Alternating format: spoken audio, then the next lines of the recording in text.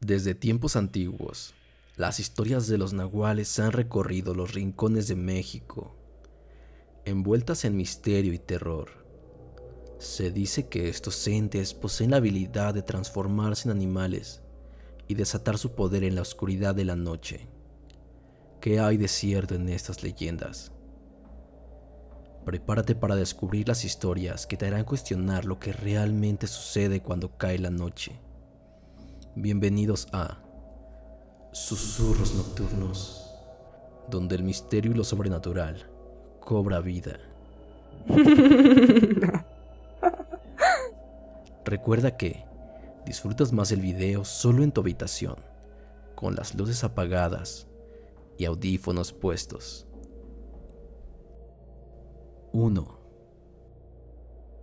Hace algunos años, recuerdo al llegar a mi pueblo, luego de ir a visitar a un tío, mi papá y otros conocidos, bajando del microbús alrededor de las 11 p.m.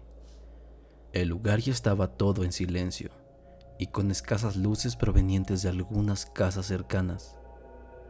Al pasar por una escuela primaria, que se escuchaba desde hace tiempo atrás, que ahí salía un nahual, un cerdo se nos atravesó en el camino y nos atacó, o al menos eso intentó. Recuerdo que eran 2 señores los que iban caminando con nosotros, pero iban un poco tomados, a lo que al ver al cerdo se lanzaron contra él para atraparlo, y aún así no lograban detenerlo. Tras oír el ruido que estos hacían, otros señores salieron a ver qué ocurría y fueron a apoyar a lo que hacían. Lograron detenerlo entre todos y lo amarraron en un poste de luz.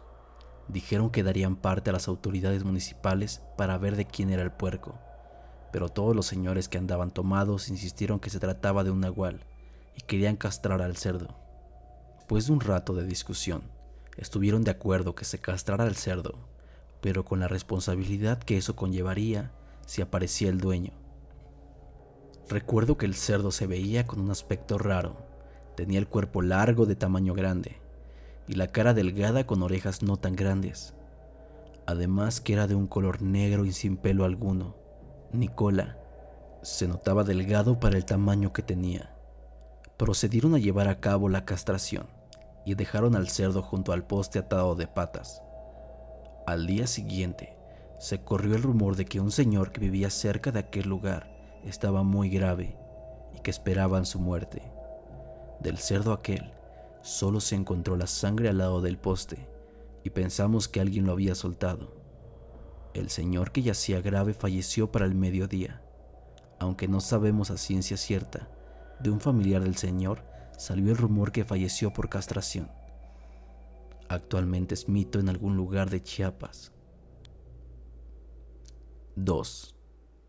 En el 2006, cuando fui al CONALEP aquí en la Ciudad de México, una de mis compañeras y amigas de nombre Lupita faltó a clases unos 5 días. Ella en general era muy aplicada y excelente en los estudios. Venía de una familia humilde y vivía en las orillas de la ciudad en un pueblo llamado Topilejo. Cuando regresó a la escuela, se le veía muy triste y abatida. Más tarde me enteré por sus amigas que el papá de Lupita se había muerto. Días después, cuando vi a Lupita más tranquila, pude hablar abiertamente con ella. Le dije que ya sabía lo de su papá, que lo lamentaba, y le di mi pésame y apoyo para lo que necesitara. Lupita me dio las gracias y me contó que en su casa habían estado construyendo la segunda planta y que su papá, que era albañil, estaba dándole los toques finales a una de las recámaras y revisando que todo estuviera perfecto. Al fondo del pasillo que unía las habitaciones había una puerta que daba a un lugar abierto. Supongo que era una zona de lavado, una azotehuela o algo así.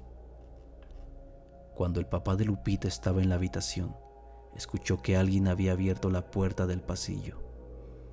Así que fue a ver quién era. En ese momento vio un perro negro muy grande que estaba gruñéndole y que tenía los ojos de fuego. El perro se le acercó lentamente y el papá se regresó corriendo a la recámara pensando que el perro lo atacaría. Al voltear, el perro se quedó en la entrada de la habitación y se fue. Finalmente, el papá se desmayó. Minutos más tarde, llegó la mamá de Lupita y encontró al señor tirado en el piso y ardiendo en temperatura. Lo llevó al hospital y al recuperar la conciencia, el señor le contó todo a la esposa diciéndole que lo que había visto era un nahual.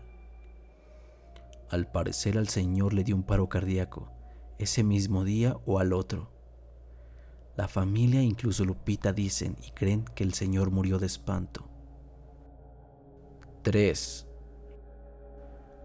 Hace unos 10 años yo era jefe de un grupo de scouts y nos encontrábamos reunidos ya tarde en círculos sentados, platicando y cantando. Esto fue en un campamento muy cerca de Teotihuacán, en un conocido club campestre. En eso me di cuenta que se reunían muchos gatos alrededor de una palmera alta. Eso nos llamó la atención a todos y volteamos ya que hacían mucho ruido los gatos. Un par treparon la palmera y comenzaron a pelear. Nos encontrábamos a no más de 20 metros del lugar. De repente, algo cayó, como si fuera un gato muy grande, del tamaño de una pantera. Jalamos a los muchachos sin dejar de voltear a ver. Los gatos se le fueron encima y el animal en cuestión comenzó a correr en sentido contrario de donde estábamos nosotros. Cuando se percató que casi lo alcanzaban los gatos, Se paró en 2 patas y corrió de una forma semihumana. obvio nos cagamos de miedo y nos movimos de ahí. Más tarde los vigilantes nos dijeron que son muy comunes los nahuales por las pirámides y que no se metían con nadie, pero mientras, qué perro susto. La última historia es algo que me contaron a mí. Una joven pareja se mudó a vivir con los padres del esposo en un tranquilo y antiguo pueblo rodeado de naturaleza. Al llegar, todo parecía en calma, pero pronto comenzaron a notar que algo no estaba del todo bien. El bebé, recién nacido y sin bautizar, parecía traer una energía inquietante a la casa. Conforme pasaban los días, cosas extrañas empezaron a suceder. En las noches, escuchaban ruidos fuertes afuera, como si algo grande merodeara la casa. Al asomarse por la ventana, veían sombras que parecían animales enormes. En una ocasión, un perro negro de ojos brillantes apareció en la sala, pero al parpadear había desaparecido sin dejar rastro. Estos eventos dejaron a la familia en constante alerta. El abuelo y el padre intentaban mantener la calma, pero pronto se dieron cuenta de que algo más los acechaba. Objetos se movían sin explicación, sombras cruzaban por el pasillo, y lo más desconcertante, la madre del bebé caía en un sueño tan profundo que era imposible despertarla. Cada vez que se acostaba, parecía estar atrapada en un sueño del que no podía salir. Una noche, mientras todos intentaban dormir, un ruido extraño llegó desde el cuarto del bebé. El padre y el abuelo corrieron al cuarto y lo que encontraron los dejó helados. Un gato negro, con ojos que brillaban en la penumbra, sostenía al bebé entre sus garras. El gato se veía enorme y su presencia llenaba el cuarto con una sensación de maldad. Sin pensarlo, el abuelo salió corriendo a buscar su escopeta. Mientras tanto, el gato saltó con agilidad por la ventana, llevándose al bebé. En el patio, el abuelo apuntó y disparó hiriendo al gato, que soltó al bebé y huyó hacia el bosque.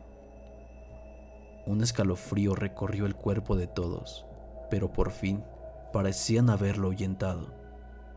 A la mañana siguiente, cuando creían que todo había terminado, llegó la noticia más perturbadora. El vecino, un anciano que vivía solo al final del pueblo, había sido encontrado muerto, con una herida de bala en el pecho. La hora de su muerte coincidía con el momento en el que el abuelo disparó al gato en la noche anterior. El pueblo quedó conmocionado, y no tardaron en surgir historias sobre maldiciones y criaturas sobrenaturales.